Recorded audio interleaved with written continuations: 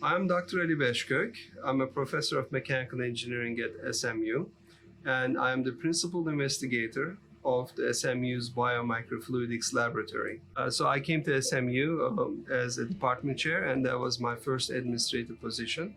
And as a department chair, of course, I have to give a new direction to the department and our curriculum. So as the COVID-19 hit, we were already doing research on detecting antibodies from, say, blood plasma. And our work was focusing on applying it towards tuberculosis and malaria. So what we tried to do with the COVID-19 as it hit is that we knew that we had to distinguish who's immune, who's not. So the primary question here is, what is your antibody level and whether you will be needing a booster shot or not.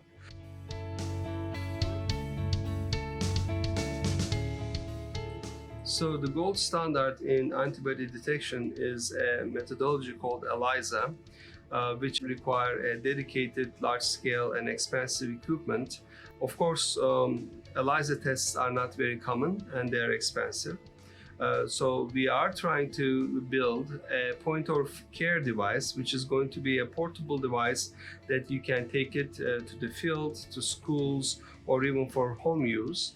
With a dedicated chip. So the device itself that we're envisioning is going to be maybe as big as your smartphone, and you're going to feed a droplet of blood onto it. And from blood, we will have blood plasma, and we should be able to detect the amount of antibodies against COVID-19.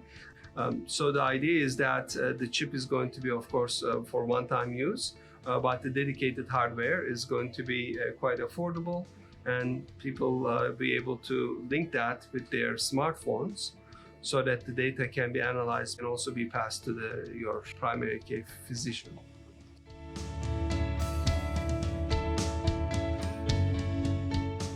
So the technology itself is not only for COVID-19, it's a generic way of detecting antibodies from blood.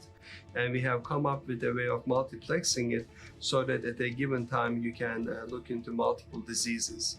So it turns out that it's very difficult to do. You have to test for every disease separately. So think about having a chip that can tell you whether you have just common flu, influenza, or COVID, or anything else.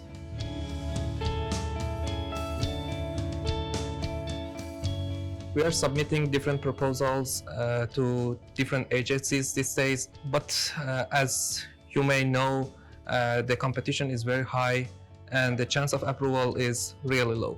We're also looking for investors to help us keep our lab running and hopefully bring our products to the market.